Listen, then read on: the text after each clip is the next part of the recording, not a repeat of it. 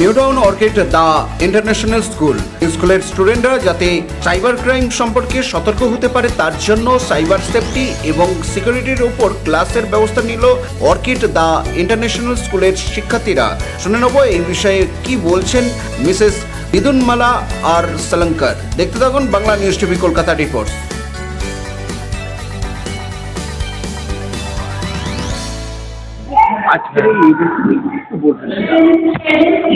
আজকে আমরা orchid international school new টাউনে সাইবার সেফটি অ্যান্ড সিকিউরিটির ওপর একটা ওয়ার্কশপ মাস্টার ক্লাস অর্গানাইজ করেছিলাম। গ্রেড 7 to 10 তাতে পার্টিসিপেট করেছে। এর মেন পয়েন্ট ছিল সাইবার ওয়ার্ল্ডে কী করে কাজ করবে, কী করে সেফ থাকবে, কোথা থেকে অসুবিধে হতে পারে বা কোথা থেকে রিস্ক হতে পারে। মেনলি যেসব পোর্টাল যাতে বাচ্চারা বেশি অ্যাক্টিভ থাকে, অনলাইন গেম, সেখান থেকে কী ধরনের ক্রাইম হয় আর কীভাবে আননোয়িংলি ওরা ইম্পর্টেন্ট ইনফরমেশন পেরেন্টসেরও শেয়ার করে ফেলতে পারে, সেটার থেকে কী রেজাল্ট হতে পারে। আমরা এগুলো কটা লাইভ কেস, একদম কারেন্ট লাইভ কেস নিয়ে সেগুলো নিয়ে ডিসকাস করেছি।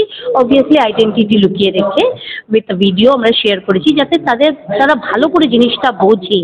আর তারপর যেগুলো এই আছে যে যখন আপনারা একটা ইমেল বানাচ্ছেন, হোয়াট ইনফরমেশন ইউ পুট দেয়ার, আর ছোট করে যে গুগল নিচে লিখে দেয় I agree to share my information with Google and Sale, এই যে জিনিসগুলো যেগুলো পেরেন্টসরাও অনেক সময় দেখে না। উই শেয়ার এই ইম্পর্টেন্ট টিপসগুলো, এগুলোর কী এফেক্ট হতে পারে, কীভাবে নিজেদের বাঁচাবে। আর এই মেসেজটা যাতে বাচ্চা পেরেন্টসদেরও কাছে যায়, আমরা তাদের এটা একটা অ্যাসাইনমেন্ট দিয়েছি। বাড়ি যাবে, এটার একটা ছোট করে একটা সামারি লিখবে, কী কী শিখলে পেরেন্টসের সাথে শেয়ার করবে আর পেরেন্টসের ফিডব্যাক নিয়ে আসবে।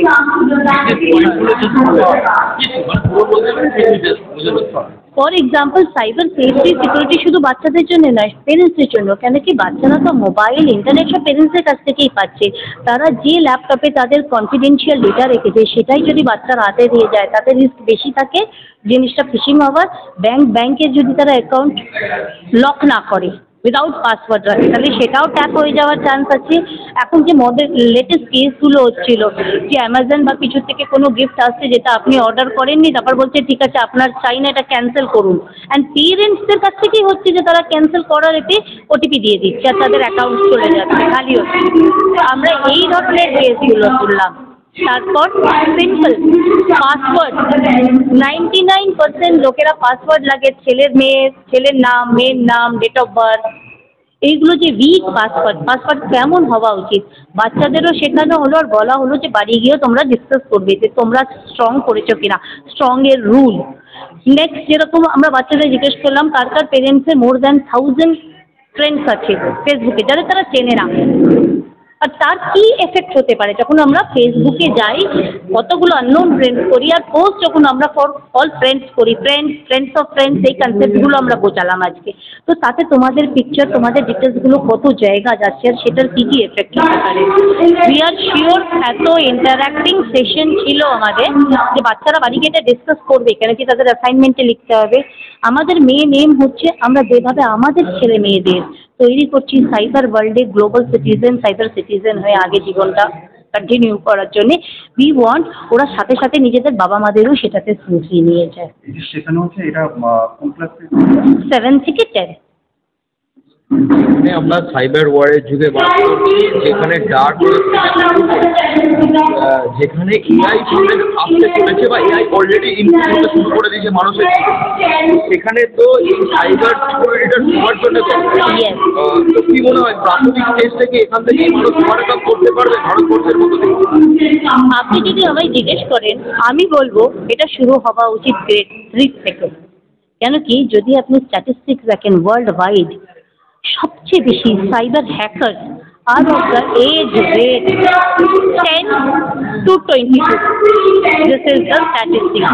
কেন এরা জানেও না যে আমরা হ্যাকিং করছি, ওদের ইনকিউজিটিভ নেচার দেখি তো করতে পারি কি করে তারা এই জায়গায় পৌঁছে যায় আর তারপর ট্র্যাপে পড়ে গেলে বেরোতে পারে না।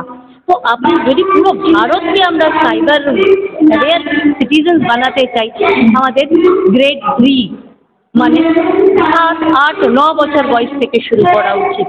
কীভাবে করবেন? আরেকটা কনসেপ্ট আছে এতে টডলারদের পেরেন্টসদের জন্যে।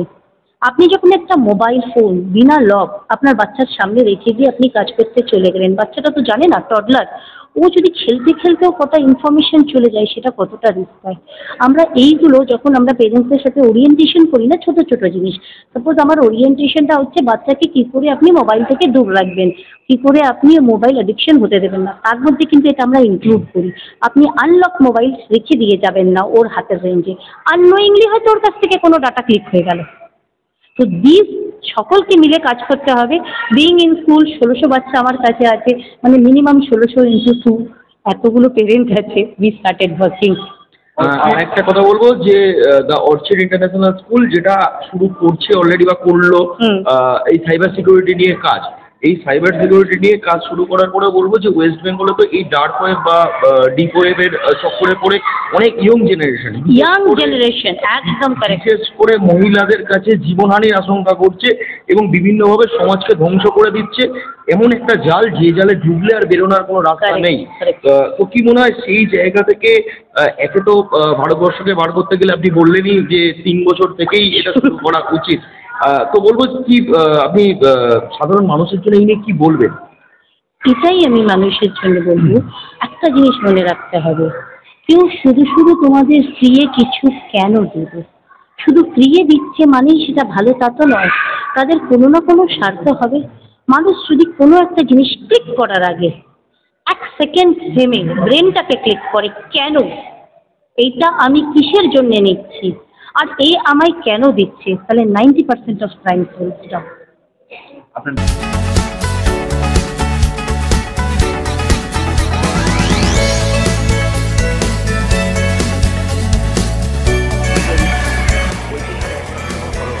আপনারা এতক্ষণ দেখছিলেন Bangla news TV Kolkata reports.